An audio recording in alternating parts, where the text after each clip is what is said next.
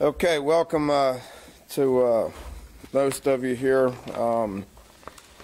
This Kansas State week's always been a very fun, challenging week for me.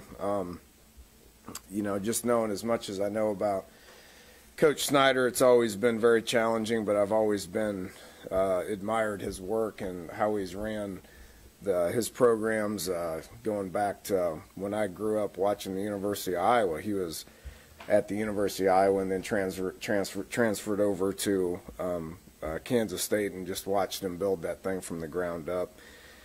Being at Texas Tech for the 8 years that I was at Texas Tech, it was back when they were rolling and winning a whole bunch of games, so it was neat to watch that, and then growing, maturing through the point of being a head coach. A lot of the things that he does now currently, I kind of understand why now. So it's always fun to compete against them and really study how they do things.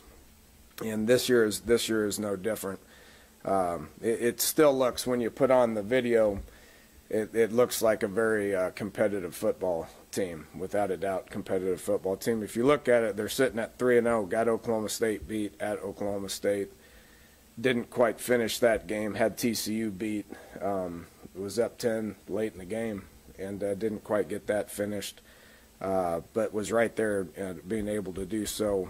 Gave Texas everything they wanted, gave Baylor everything that they wanted, Texas Tech as well, and then has figured out ways to beat Iowa State and Kansas here the last couple of weeks. So you put on the video, it's the same stuff as you've seen out of them for a long time.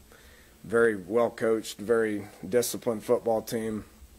Guys play hard, guys care, family atmosphere. They'll be playing as well as they have all year this Saturday.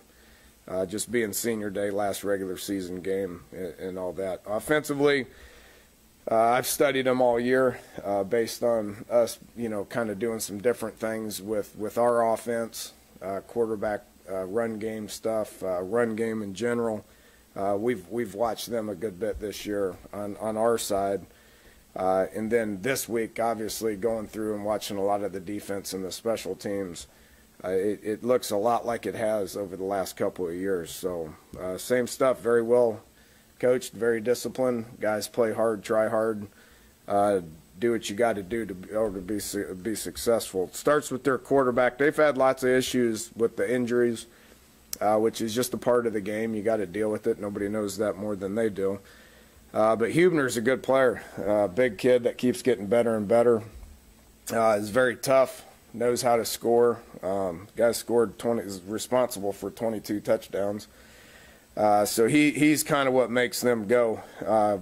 Big physical offensive line, very similar, same guys other than their center that we faced last year. So we're pretty familiar with them, and got some backs that continue to get better. So they're a run-first team. They're going to control the clock. They have started throwing the ball just a little bit more, even probably more than we are at this point, based on what the score of some of those games have been. Defensively, it's the same look, guys in the same spots, never out of position, same coverages, same scheme, tough, big, physical defensive linemen that do a great job of holding their gaps and playing hard and getting off blocks as good as anybody. It doesn't look any different than what it's looked like over the course of the last few years. They'll put pressure on you when they need to. They'll add people into the box when they need to stop the run, play some man coverage and play off, which is no different than what they've done. Special teams, Sean Snyder is as good as anybody out there. They're always, top one, top two in the conference in each one of their units. This year is no different. Got their same specialist back that they've had, very solid. The return game is something that has always been good with them. If you want to know a difference between us and them, it's probably a little bit more consistency in the return game. They got two guys that average a bunch kickoff returns, and the punt return thing it has been really good through them, good for them over the years, with their coverage units being as good as what we've seen all year. So should be an interesting game. Again, one that I'm looking forward to. If I had to circle one that I wanted to try to get at the beginning of the year, this would probably be it. We'll use the motivation of finishing strong, last regular season game.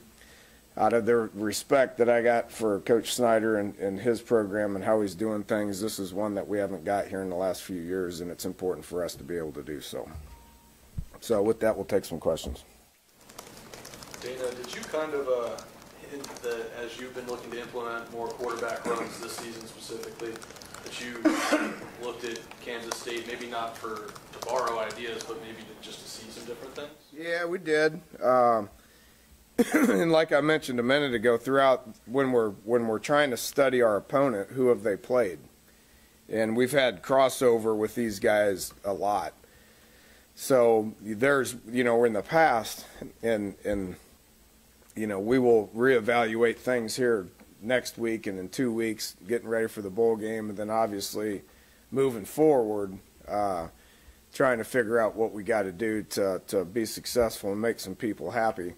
Then I'll reevaluate it and kind of see where we're at with it. With that said, I used to study Texas Tech quite a bit, and now I'm studying Kansas State. So to answer your question, yes, we've done that a good bit. Danny, you've made a point of evolving as a play caller and have gotten a lot of credit, a lot of praise for it. How much have you seen evolution-wise out of Coach Snyder over the years? Well, quite a bit of creativity on offense. Not much on defense, not much on special teams, because that's more just about doing the things that you believe in and knowing the game of football to be able to attack what you're trying to defend to what you're trying to defend. But offensively, it's a little different. You can be more creative offensively and evolve a little bit. I remember back when they used to use the stand-up tight end a lot. He did that at Iowa. He did it at Kansas State a good bit. More of a pro-style I formation, true tight end. I mean, seriously, the tight end looked like I'm standing right here, right now. This guy would be in this stance, where everybody else would be in a three-point stance or a receiver stance. And they're not quite doing that very much anymore. So they're a lot more spread, a lot more multiple, a lot more in the pass game. They do a lot on offense, not just more pro-style stuff. So he's evolved offensively a lot, where defense and special teams, they've kind of just stuck to their guns on that. They've had really good running quarterbacks that you've seen. How does Huber compare to that? Well, he's not as fast. He's not as fast or as dynamic. They've had guys that can make people miss all over the place. Going back to a long time ago, they've had, back when I got into the league, I'm trying to remember, Michael Bishop, I think, was one of them. That was just an outstanding quarterback. And they've had some here recently. I thought the guy they had last year, the junior college guy, was a really good football player. This guy's more of just a downhill guy. He's tough. He moves forward. He'll run over you. He'll take shots. He'll get back up. He'll just do it again and again and again. There's been times where he gets hit so dang hard, I don't think he's ever going to play football again. And he's right back in there. So just a big, tough guy. A little bit different than the guys that they've had, but obviously equally as effective. How close is your team to where you thought they'd be entering the final week of the regular season? Well, I thought we'd throw it more. Is that what you want me to say? I like where our team's at. It's not surprising that the team is where we're at. Contrary to some people's beliefs, we're a very tight team. Guys that like each other. Coaches got great continuity on the coaching staff. The players are in a good place. I really like our team, and I think we have a really good team. So that's not surprising to me at all. We anticipate finishing strong. Getting to 8 wins is important. Getting to one of the awesome things about being in a bowl game and being in the Big 12 is you got lots of good bowl games to choose from. Probably a little bit unlike what the previous conference was. So, we'll get to a good bowl game. Hopefully, play a really quality opponent like we did last year, and we can win that one. You're talking about getting to 9 wins in this situation. That's pretty dang good. I don't care what your expectations are or any of that. That's pretty good. So that's not surprising where we're at, and I think we'll continue to move forward with that. Offensively, I wished we would, I wish we would be able to execute the forward pass a little better, and we'll keep working hard on that. You were talking about the 8 wins there, Dana. That would be the most you guys have had since your first season here. Isn't that a sign of improvement? Doing things that you haven't done the last couple of years? Yeah. It's a sign of improvement. The difference between 7 and 8 wins to some Mason kind of Mason a little bit arbitrary, but to you guys, who are always around this team, who've been around this program for the past few years, what would an 8-win mean? Well, again, it'd mean improvement, which is the name of the game. You try to. These seniors are important to me. I'd do anything for each and every one of those 20 guys. They've been through a lot. And last week was awesome. I've never seen this as a coach, and I think this is a sign that shows that your team is in a good place and they care about where they're at and who they're coaching with, playing with, and playing for. Is those 20 seniors came off the man trip down onto the field and they had their whole teammates down there, and that was an exchange I've never seen before. That was there's a lot of tears and a lot of hugs and a lot of just gratitude for what those guys have done for each other and all that. That was good to see. But those guys set a goal. When we're sitting here at 3-4 and clearly not in the best place that we've been in, that we want to be remembered for something a little bit better than not being successful in the Big 12. So they set the goal of finishing better than any other Big 12 team West Virginia team has finished in the Big 12. So there's been some great teams at West Virginia. There's no question. Some great teams. This would be the best Big 12 team that we've had, and that's what they want to get to. And we have a chance of doing that this week, and we have a chance of extending that throughout the bowl season. Yesterday on the teleconference, you mentioned that you were able to practice some of your younger quarterbacks. Have you seen improvement with those guys as time's gone on this year? Yeah, we got can't rep them all, obviously, but Chugs is getting a lot of reps. He got a lot of reps last week, because Skylar and Will both were injured in the Kansas game, and Will wasn't at 100% all week. Was good in the game, but wasn't ready to go.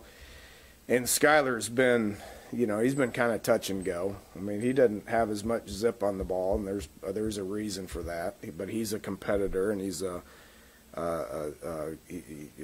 he's going to do everything that he possibly can to prepare the right way and all that. But with that said, we needed somebody to take some quarterback reps. So Chugs has been getting in there, getting some reps, and looks really, really, really good. Would you address Stone Underwood's improvement, evolution during the year, and also what his future now looks like? Well, he just went through senior day, so he's going to graduate and probably be a good something. I'm not quite sure what his degree is. I was so happy for him. He's a realist. He hasn't played at all in his career here at West Virginia. Has been a solid number 2 backup. We've got a great center that stays healthy, and he's tough, and it means a lot to him. So if he's got a nick or a bruise or something, he doesn't look for the sidelines. He gets out there and he plays. So we haven't needed Stone to do a whole lot. But with the injury situation that we've had to address up front, Stone was like, well, let me move to guard and play some ball. And so we moved him, and he played some ball. And he did good. I was proud of him. Yeah, obviously the Kansas State game last year was the first time Skylar saw extended action.